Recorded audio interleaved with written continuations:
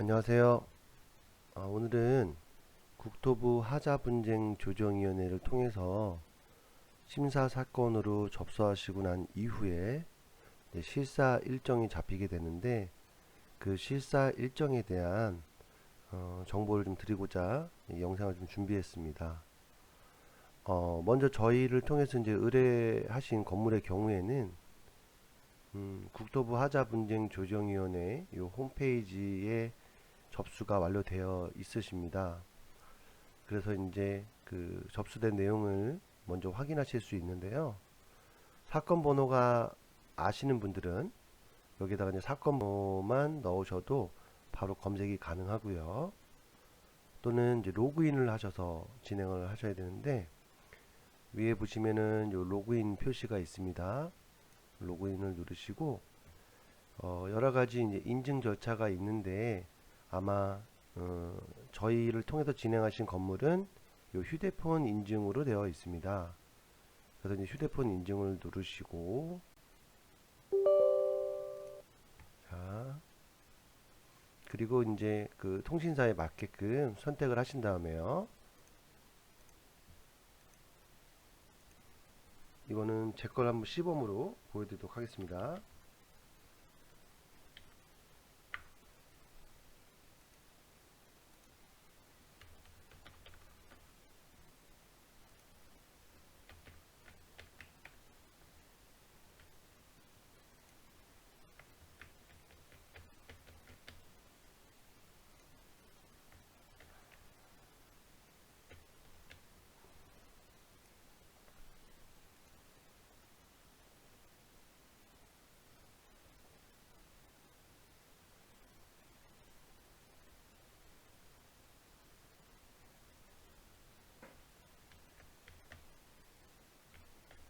이렇게 이제 그 핸드폰 번호로 날라온 인증번호까지 입력하시고 확인을 누르시면 되십니다. 위에 보시면 김광현 로그인 하셨습니다 라고 나와 있죠. 여러분들 핸드폰 번호로 이렇게 로그인 하시면 마찬가지로 본인의 이름으로 되어 있으실 겁니다.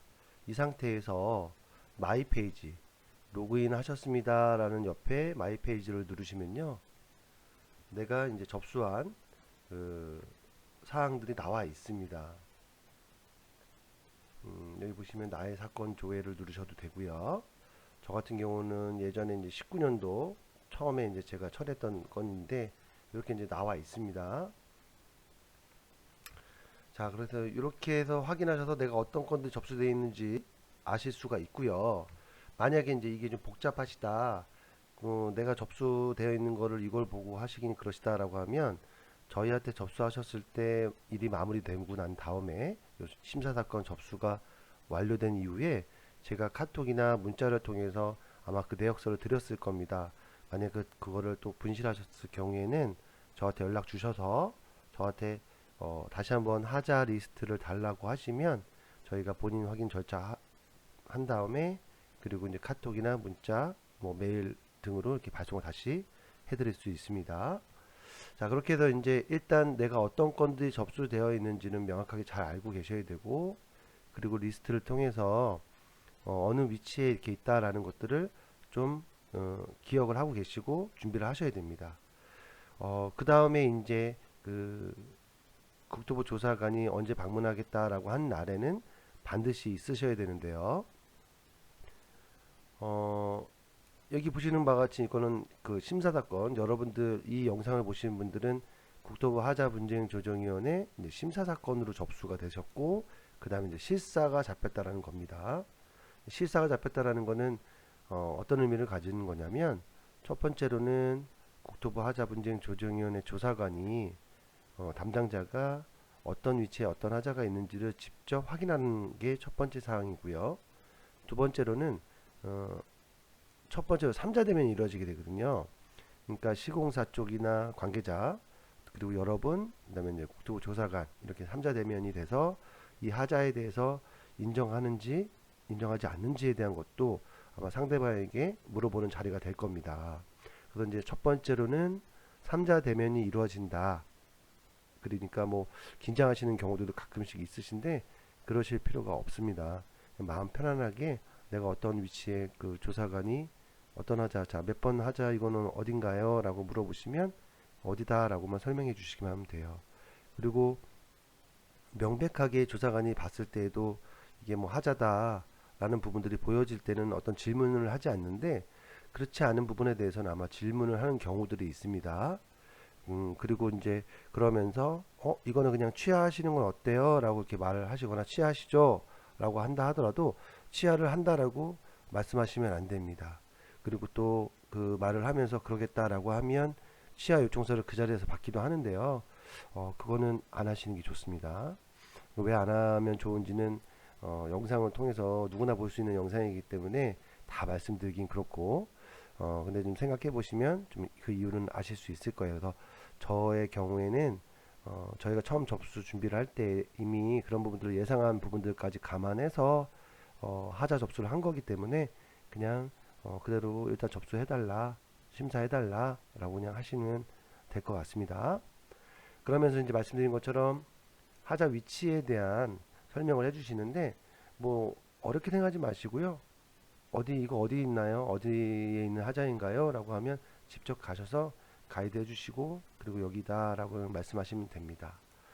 근데 이제 이때 지금 말씀드린 것처럼 질문하는 사항에 대해서만 답하시면 돼요.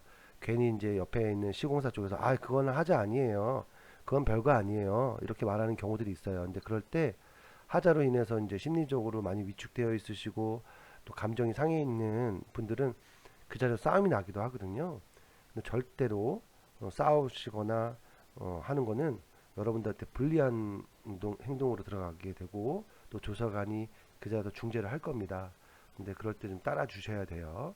조사관하고 또 싸우니까 이제 벌어지면 더더욱이나 안 되겠죠.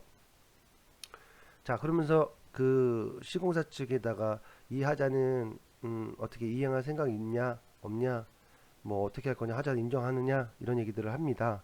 그러면 그쪽에서 대답할 이야기니까 옆에서 그냥 듣기만 하시면 될 것 같고요. 거기서 마찬가지로 또 그 이야기에 반하는 이야기들을 하시거나 왜 지금까지 안 했느냐 그러면 뭐 이런 얘기 하실 필요가 없다는 겁니다. 뭐 잘 아시겠지만 이제 뭐 시대가 많이 변해서 뭐 싸움으로 해결이 되는 부분은 아니기 때문에 여러분들이 그렇지 않으려고 또 이 국토부 하자분쟁 조정위원회 심사 사건으로 진행을 하시는 겁니다. 여러분들은 하자 판정서를 받기 위해서 진행하시는 거거든요. 자, 이렇게 해서 짧게 아마 세대 같은 경우에 하자가 많지 않으시면 금방 끝날 겁니다. 그렇게 난 다음에 다음 일정이 어떻게 되는지 이제 궁금해 하시는 분들이 계시는데요. 조정위원회가 이제 이루어지는데 이게 뭐 언제다, 매달 언제다, 뭐 일주일에 한 번이다, 뭐 이렇게 정해져 있지 않습니다. 그렇기 때문에 언제 위원회가 열리는지는 사실 명확하지 않아요. 빠른 경우는 한두 주 만에도 이루어지는 경우가 있고요. 실사가 끝나고 난 다음에 뭐 한두 주 만에 이게 조정위원회가 되는 경우가 있고 아닌 경우들도 있습니다. 자, 그러니까 조정위원회가 먼저 돼야 된다. 실사가 끝나면 조정위원회가 열려야지만이 하자 판정서를 발부받을 수 있게 된다라는 겁니다. 자, 그런데 하자 판정서가 발부된 이후에도 이 상태로 끝나지 않고 상대방이 뭐 일반적으로 법적으로 봤을 때 이제 항소를 하듯이 그거에 대한 하자 인정을 하지 못하겠다라고 나오는 경우들도 가끔씩은 있습니다. 근데 다행히도 그런 경우에 무조건적으로 받아들여지는 게 아니라 객관적인 증빙 자료를 통해서만 국토부에서도 하자 판정서 발부된 부분에 대해서 기각을 할 수 있기 때문에 대체적으로 제가 일을 해봤을 때 저희가 하자 판정서 발부된 건에 대한 그 이의사항은 대부분 받아들여지지 않는 경우들이 많습니다.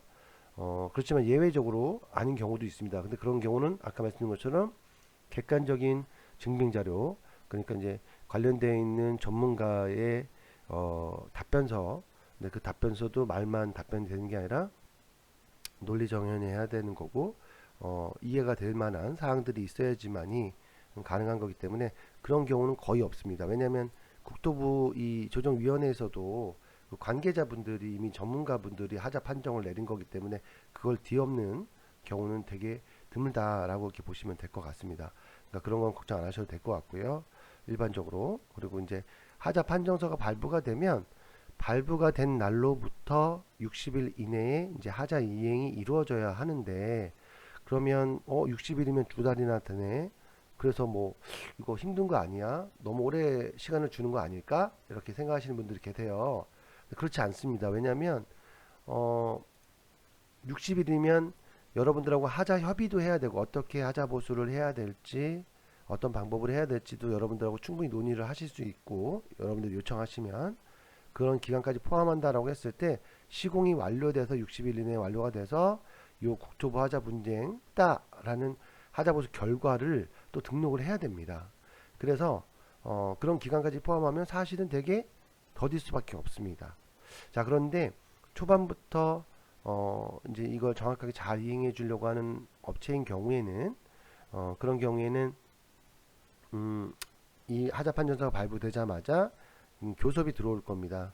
근데 그럴 때 이제 개개인이 이렇게 하시는 것보다는 뭐 그 저희가 의뢰되어 있으면 저희한테 문의를 하신다든가, 아니면은 주최자가 뭐 동대표님이라든가 조합원의 조합장님이 계신다든가, 이런 경우에는 조합장님 통해서 내용들을 상의하시는 게 좋은데, 어차피 그 내용들을 모두 저희하고 상의하시게 될 거기 때문에 다이렉트로 연락을 주셔도 됩니다. 자, 그렇게 해서 어떻게 또 완료가 하자 보수가 이루어지는 거, 완료가 되는 건지, 또 그 협의로 끝날 건지, 여러 가지 어떤 다양한 방법들이 있기 때문에 그거는 상황에 따라서 진행될 거라, 여러분들이 이 영상을 보시는 건 국토부 하자분쟁 조정위원회 심사 사건의 그 실사에 관련된 걸로만 봐주시고, 그 이후 일정에 대한 거는 저한테 따로 연락 주시면 그 건물의 상황에 따라서 설명을 드리도록 하겠습니다. 그리고 하자 판정서가 발부되시면 또 그 발부된 내용에 따라서 궁금하신 부분들이 발생하실 수 있거든요. 그럴 때에도 마찬가지로 저한테 연락을 주시면 좋을 것 같습니다. 자, 이런 영상들은 저희들이 이제 준비를 해드리고 하는 데 있어서 그래도 한번 보시고 내용이 좀 도움이 되시는 내용이다라고 생각이 드셨을 때 뭐 구독이라든가 좋아요 한번 해주시면 좀 큰 힘이 될 수 있을 것 같습니다. 참고로 저희는 취약계층들 대상으로 집수리를 해드리는 공익활동도 좀 병행하는 그런 이제 공익단체입니다. 네, 그런 부분들을 좀 감안해서 저희한테도 좀 이런 도움을 주시면 감사할 것 같습니다. 자, 다음 시간에 또 여러분들이 필요로 하는 내용으로 준비를 해서 연락드리도록 하겠습니다. 감사합니다.